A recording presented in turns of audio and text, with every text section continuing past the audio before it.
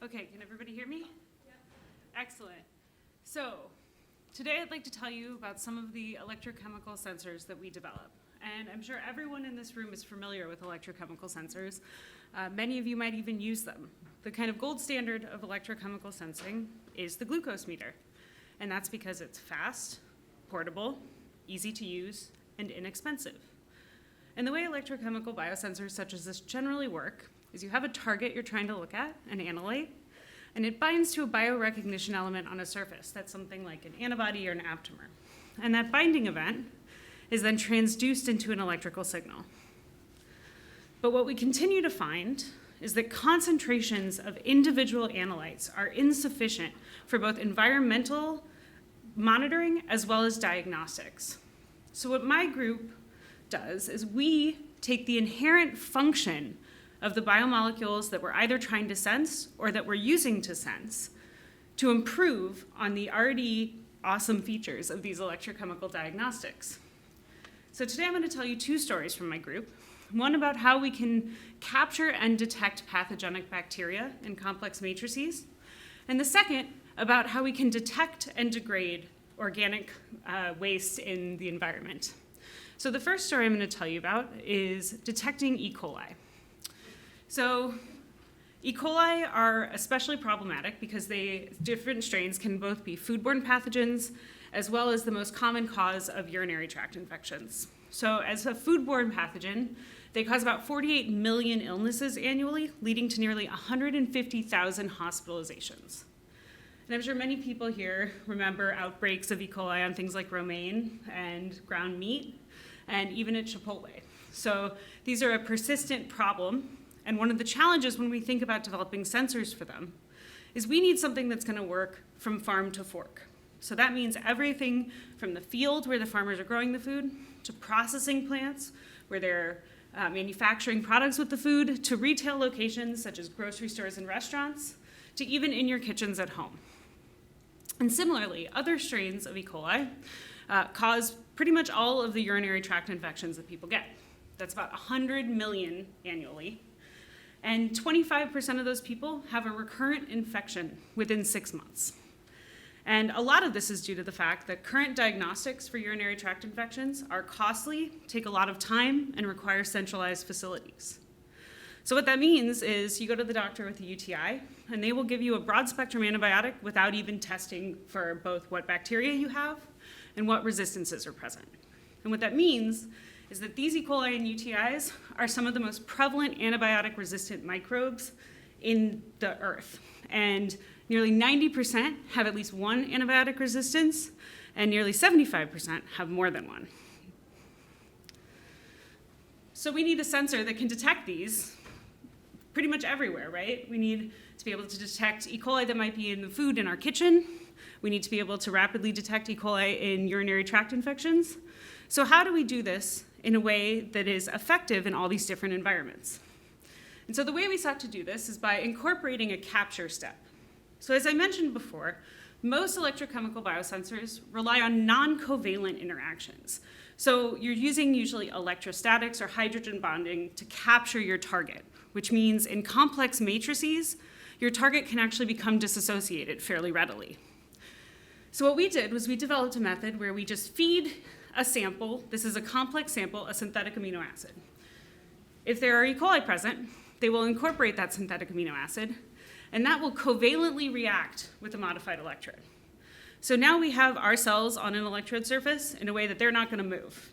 We can then detect them rapidly and in a label-free method using electrochemical impedance, which I'll talk about a little bit more. I also just wanted to show you the devices we're using for this. These are commercially available disposable electrodes. They only cost a couple dollars each. They require 10 microliters of sample volume. You can kind of see the liquid in the middle there. And they're disposable. So, can we capture E. coli using this method? So we feed these E. coli this boronic acid containing amino acid. And so basically what happens is those E. coli can incorporate that into their peptidoglycan cell wall. And that happens specifically over other bacteria, as well as over any other cells in this matrix. So these cells are effectively now labeled. And they'll react with this modified electrode surface. And we can see this by SEM imaging, scanning electron microscopy. So if we don't have a modified electrode, we don't see any cells. If we have the modified electrode, but the E. coli are unlabeled, we see no cells. And it's only when we have both components that we actually see the cells on the electrode surface, which you can see here. But obviously, carrying an SEM into the field is not viable, right? So we need to electrochemically detect these. And ideally, we need a method that's fast, sensitive, and doesn't require any labeling. So what we use is electrochemical impedance spectroscopy. Fundamentally, this is just resistance at your surface. So if we have ferrocyanide in solution, if we don't have any cells bound, it can diffuse to our electrode surface, and we basically see this small arc in this plot. And the diameter of this arc tells us how much resistance there is at our surface. If we have cells bound, they're going to prevent that from diffusing, and we see this increase. And we can plot that as the resistance at our surface or the charge transfer resistance. So basically, we can get a plot of the number of cells bound as a function of the charge transfer resistance. So how does this look for our system? So this is the raw data on the left, and the only things I want to point out are if we have no boronic acid, as we saw with that imaging, so none of that synthetic amino acid, we see no response. And if we have Staph aureus at a pretty high concentration, 10 to the 7th CFU per mil, we similarly see no response. And as we titrate in the E. coli, we see this increase, which we can pull out that charge transfer resistance and plot that on this graph here. And so shown here on the right are just our synthetic matrices. So we have E. coli in buffer. We get an LOD of 12 CFU per mil, which is 2 orders of magnitude below the infectious dose. We can detect it in synthetic urine with the same sensitivity. And we maintain an LOD of 15 CFU per mil, even in milk. And again, as you would expect, if there's no synthetic amino acid, we see no E. coli bound. And if there's Staph aureus, we see no cells bound. But can we detect this endogenously? So I'll say, all of these results were from a farmer's market in Northern California, so you don't have to worry in the Boston area.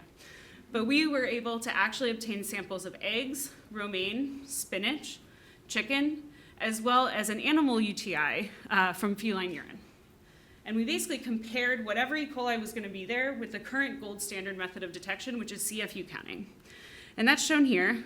I'm sure many of you remember this from undergrad labs. You have an agar plate, you add your sample, you put it in an incubator, and you wait a couple days.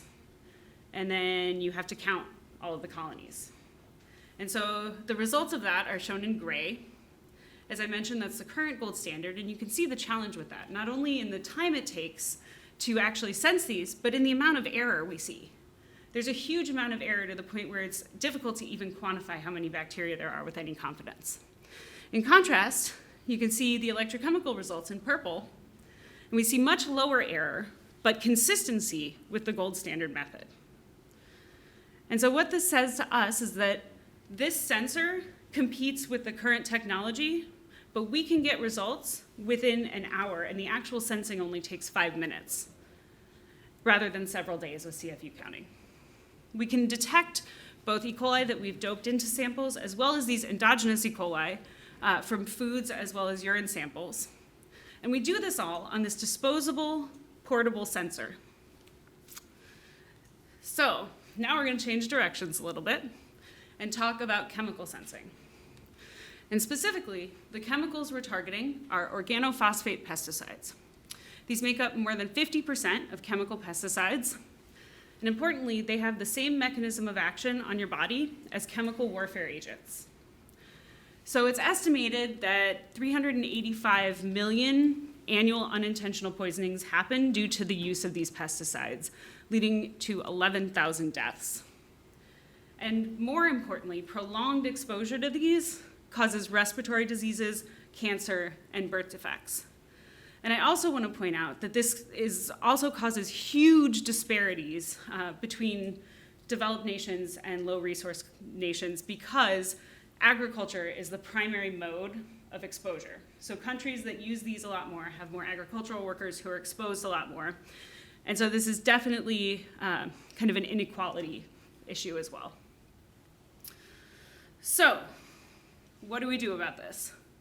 Well, a postdoc in my lab, Amruta, Rachel, who is a second-year undergrad, who's planning to go into industry, so anybody looking to hire in a couple years, and Aaron, who was the first grad student in my lab, developed this really interesting cell mixture.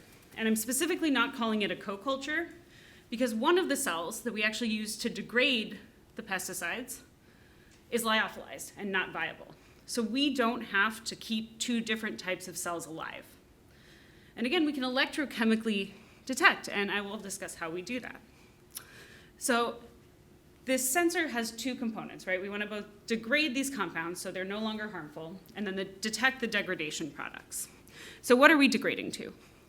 So shown here, I just wanted to show you the chemical similarity to chemical warfare agents. So you can see here, sarin gas, soman, and cyclosarin structures, and these all have this organic phosphate linkage, so this carbon to oxygen linkage. And we can see that the two classes of prevalent pesticides, paraoxin and parathion, have this similar structure.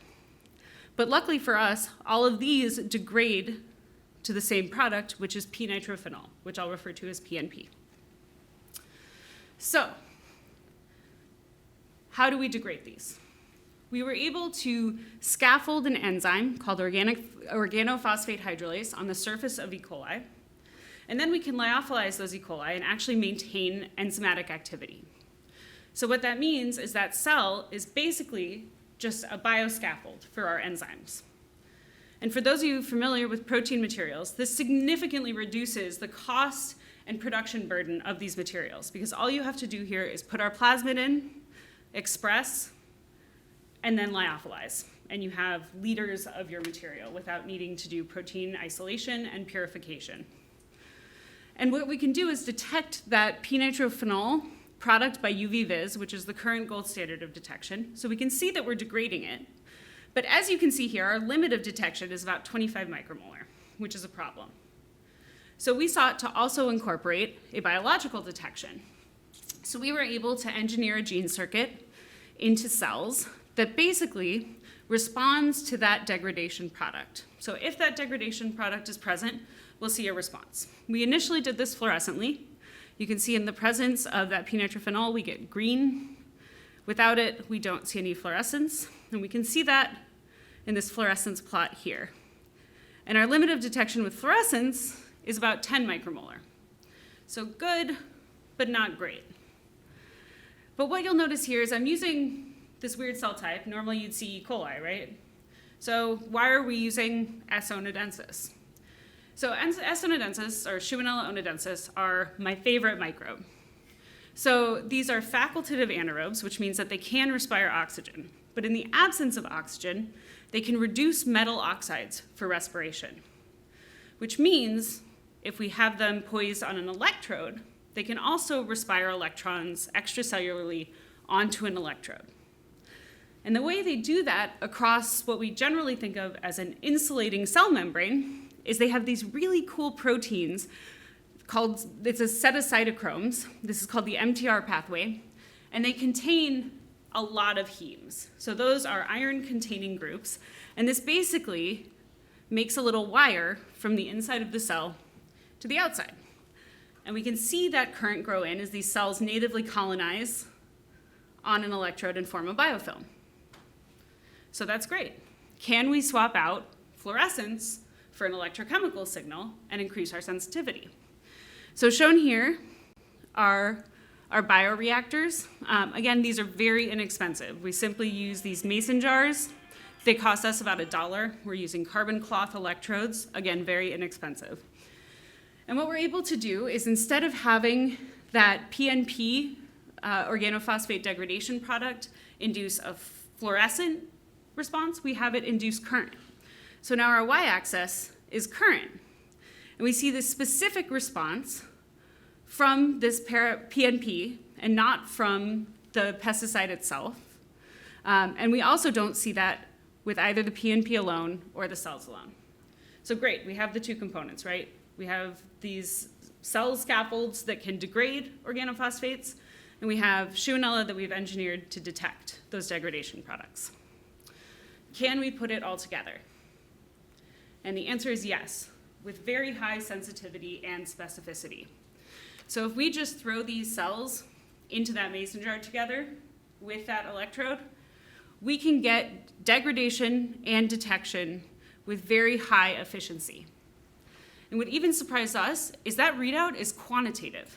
So as we vary the amount of the pesticide that was originally added, we see a proportional response in the current, which means not only can we detect these pesticides and degrade them, but we can tell you how much are there. And so just to summarize this project, we were interested in targeting organophosphates because they cause a lot of illnesses and deaths. And so what we've done is we've simplified this engineered co-culture so that we only have to keep one cell type alive, the Shionella. We use E. coli as a bioscaffold that's lyophilized and non-viable to just serve as a surface for that enzyme. So we can now, in a single pot, both degrade these harmful pesticides and detect those degradation products with sub-micromolar limits of detection.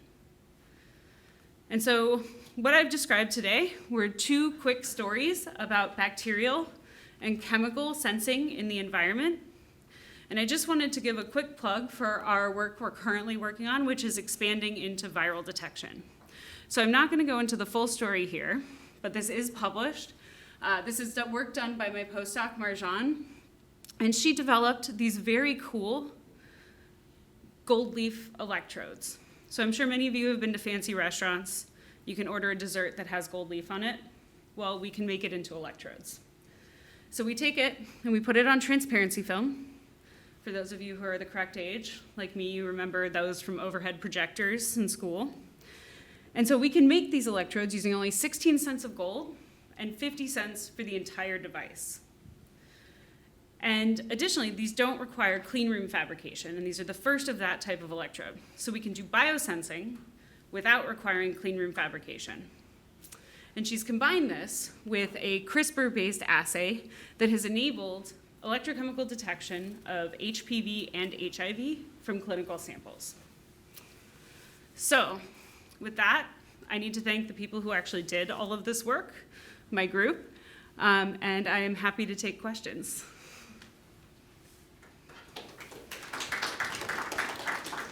Terrific. I have to say that is the first time that I've ever heard gold leaf described as the thing that you eat in a fancy restaurant. I have seen that. I don't think I've ever eaten it myself. So we have some time for questions, and I'll put my mask back on to carry the mic around. I realized I didn't do that the last time. Questions?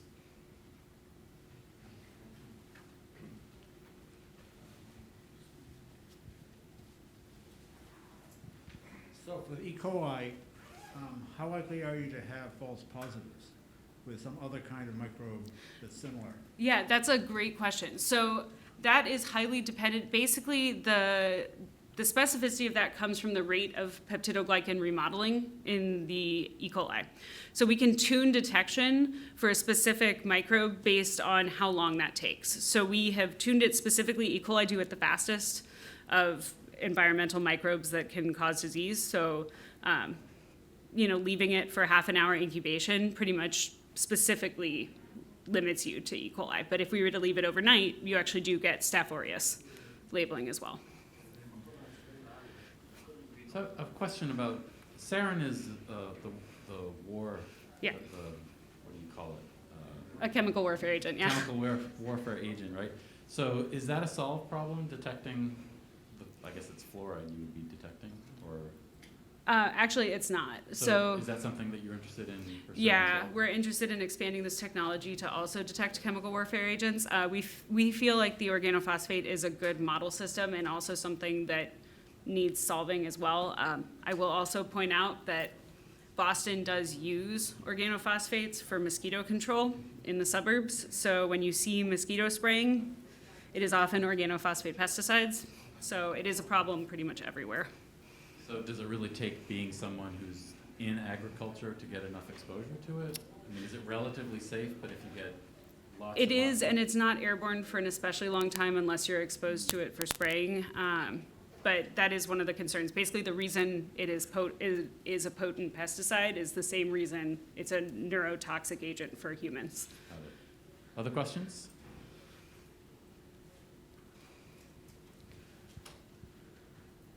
Would love to know if you're commercializing any of this? Thank you. Yeah, we are trying to.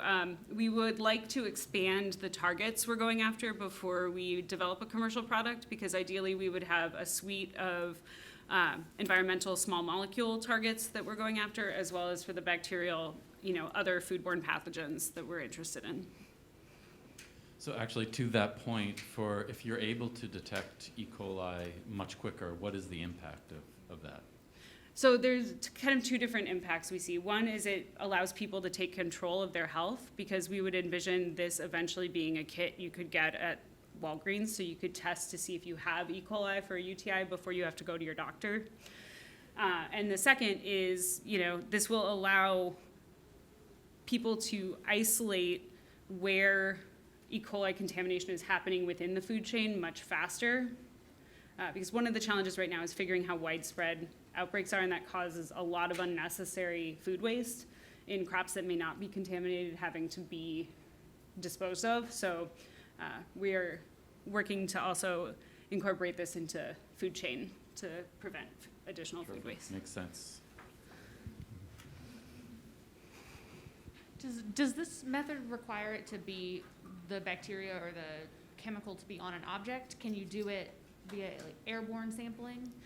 So we have not, all of this is aqueous currently, but we do envision incorporating aerosol capture into the device to be able to do it airborne. So it is actually better if it's in a solution, which is how you isolate it from air. So yeah, it doesn't have to be on a surface is the answer to your question. So aerosol capture, would that be to condense it into a liquid, or Yes, to actually, yeah. okay, to actually place it in a reservoir? Yeah. The way it was designed to be in the first Yep. place. Terrific. Any further questions? I think we can probably end it right there. Thank you very much for coming over and giving us this talk in our lovely movie theater that we have here. Thank you.